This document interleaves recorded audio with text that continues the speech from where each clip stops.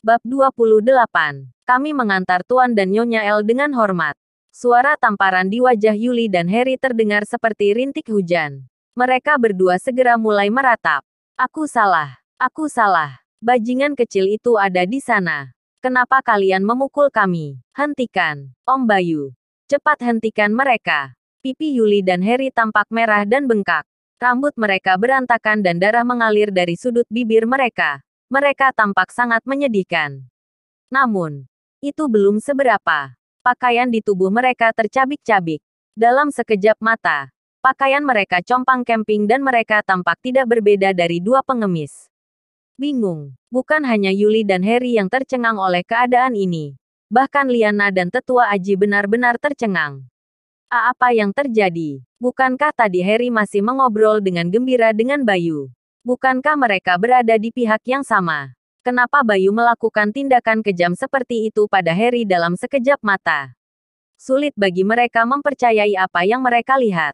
Bukan itu saja. Saat ini, semua orang melihat senyuman yang tak biasa di wajah Bayu ketika dia melotot kepada Harry dan Yuli dan berkata, "Hahem. Kamu pikir siapa dirimu? Beraninya kamu melakukan perampokan di Mal Senturiku di siang bolong seperti ini. Aku, Bayu Gunawan, bukan orang yang begitu hina. Kalian berdua benar-benar harus membusuk di neraka. Pukul mereka, hajar saja, dan begitu kalian selesai melakukannya, sobek pakaian mereka dan keluarkan mereka dari malku." Begitu Bayu memberikan perintah, suara tamparan langsung meningkat menjadi beberapa desibel saat petugas keamanan menamparkan wajah pasangan itu. Jeritan bernada tinggi seperti babi yang sekarat bergema di seluruh toko dan sangat memekakkan telinga. Dalam sekejap mata, wajah Harry dan Yuli berlumuran darah dan menjadi sangat bengkak sehingga tampak seperti kepala babi. Lalu Bayu berjalan ke arah Liana dan Lintang sambil tersenyum. Dia berbicara begitu sopannya sampai-sampai terdengar seperti menjilat. "Saya benar-benar minta maaf atas gangguan ini, tamu terhormat. Sebagai permintaan maaf dari Mal Senturi, semua pakaian yang baru saja Anda pilih akan diberikan secara gratis." Apa? Liana hampir tidak bisa mempercayai apa yang dia dengar. Setelah itu, ketika Liana masih bengong dengan mulut ternganga, beberapa pelayan toko tiba-tiba muncul untuk mengemas berbagai pakaian Armani yang mahal begitu Bayu melambaikan tangannya. Harga setiap potong pakaian mencapai ratusan juta. Dalam sekejap, sekitar 20 hingga 30 tas belanja diletakkan di depan Liana. Liana melirik sekilas dan dia tahu bahwa jika semua yang ada di depannya ini ditotal setidaknya harganya berkisar miliaran rupiah. Liana hanya bisa bertanya-tanya apakah dia sedang bermimpi begitu dia melihat pemandangan di depannya. Apa yang terjadi? Bayu tidak hanya menyuruh anak buahnya memukuli Yuli dan Harry dan membalas hinaan mereka terhadap Liana dan Lintang. Pemilik Mal Senturi ini bahkan memberi Liana dan Lintang pakaian senilai miliaran rupiah. Terlebih lagi, Bayu bahkan terlihat seperti mencoba menjilat mereka. Bagaimana ini bisa terjadi? Liana memang sadar diri. Meskipun dulu dia dikenal sebagai bos wanita yang paling cantik di Jakarta, Liana tahu dia tidak berada di tingkat yang sama dengan seseorang seperti Bayu Gunawan. Dengan demikian, Bayu tidak sedang mencoba menjilat Liana, tetapi dia justru dengan menjilat Lintang. Ketika pikiran itu terlintas di benak Liana, wanita ini tidak bisa menahan diri untuk tidak menatap Lintang. Karena ini semua adalah kebaikan bos Bayu, maka terima saja, Liana. Ujar Lintang berseri, seolah-olah peristiwa yang terjadi sebelumnya tidak ada hubungannya dengan Lintang. Ketika kata-kata itu keluar dari bibir Lintang, Liana juga memperhatikan kalau Bayu tampaknya sudah menghela napas lega, seolah-olah dia telah diampuni, sambil menyeka banyak keringat dingin di kepalanya. Kemudian, Bayu berkata dengan gaya mengambil hati, "Nyonya Liana, seperti yang Tuan Lintang katakan, aku akan meminta seseorang untuk mengirim ini ke rumahmu sekarang." Setelah mengatakan itu, Bayu buru-buru meminta seseorang untuk mengirimkan semua paket ini ke rumah Barma.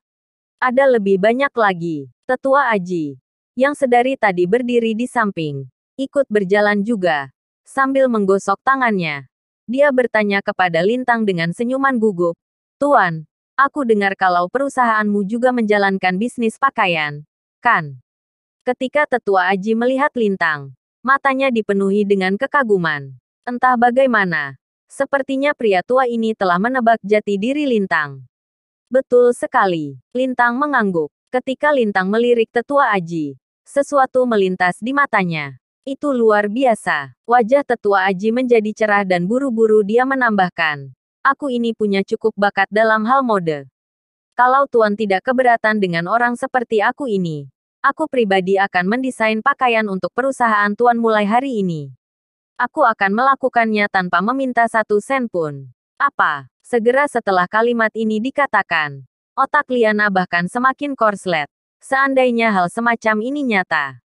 Apa kau tahu siapa Tetua Aji? Aji Nugraha adalah salah satu dari 4 perancang busana top di Indonesia yang Harry undang dengan bayaran setinggi langit. Dan sekarang, Tetua Aji itu mengajukan diri untuk mendesain pakaian untuk perusahaan Liana tanpa meminta imbalan sepeser pun. Ini, seperti kue yang jatuh dari langit tepat di tangan mereka. Tentu, Lintang mengangguk ringan sebelum menoleh ke Liana dan berkata, ayo pergi, sayang. Kemudian, Lintang menarik tangan Liana dengan cepat menuju pintu toko. Boom! Begitu melihat pemandangan ini, pasangan Yuli dan Harry langsung merasa langit seolah-olah runtuh menimpa mereka dan wajah mereka berubah menjadi pucat pasi. Tidak, Tetua Aji. Perusahaan kami mengundangmu dengan harga yang sangat mahal. Kau tidak bisa melakukannya. Kalau kau pergi, maka tamat sudah perusahaan kami. Tetua Aji, tolong. Aku mohon. Tolong tetaplah bersama kami. Om Bayu. Aku Harry Tanomo. Apa Om sudah gila? Cepat buat mereka berhenti memukuliku. Yuli dan Harry terkejut dan marah saat mereka meraung dengan sedihnya. Hanya saja, baik Tetua Aji ataupun Bayu, mereka semua menutup telinga terhadap tangisan pasangan suami istri ini. Tetua Aji dan Bayu seolah-olah adalah bagian dari rombongan Lintang, yang diam-diam mengikuti di belakang Lintang dan Liana dan meninggalkan toko. Fiu, begitu meninggalkan toko, Liana tidak bisa menahan diri untuk menghela napas lega. Sampai saat ini, Liana masih merasa sedang bermimpi. Pakaian suaminya adalah emblem kaisar yang bernilai miliaran rupiah. Liana berjalan keluar dari toko Armani dengan pakaian senilai ratusan juta rupiah tanpa membayar 1 sen pun. Perancang busana papan atas seperti Tetua Aji bersedia bergabung dan bekerja dengan perusahaannya tanpa meminta imbalan sepeser pun.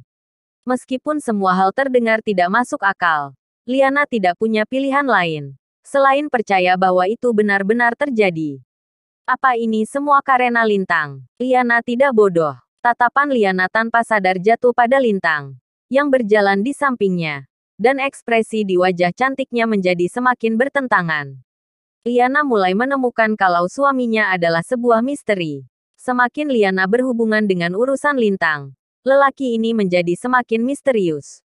Baiklah, ketika Liana berjalan keluar dari toko dalam keadaan masih linglung, suara-suara penuh hormat bisa terdengar dari kedua sisinya. Kami dengan hormat mengantar Tuan dan Nyonya El. Apa? Teriakan seragam ini membuat Liana terkejut. Liana buru-buru menoleh untuk melirik ke kedua sisi dan yang mengejutkan, seluruh mal telah dikosongkan dari semua orang yang belanja. Para eksekutif papan atas, elit, manajer, pemandu belanja, dan penjaga keamanan semuanya berbaris di kedua sisi jalan. Ketika Liana dan Lintang berjalan melewati mereka, setiap staf Mal Senturi membungkuk pada mereka, satu demi satu. Dalam sekejap, kami mengantar Tuan Lintang dan Nyonya Liana dengan hormat. Kami mengantar Tuan dan Nyonya El dengan hormat. Petik 2. Suara mereka kental dengan kerendahan hati dan rasa hormat yang mendalam. Adegan ini sangat spektakuler, sehingga sulit bagi Liana untuk percaya bahwa itu tidak hanya ada dalam pikirannya. Ada apa dengan semua ini? Apa mungkin Mal Senturi membersihkan seluruh tempat dan mengumpulkan semua staf hanya untuk mengantar Liana dan Lintang pergi? Ini luar biasa.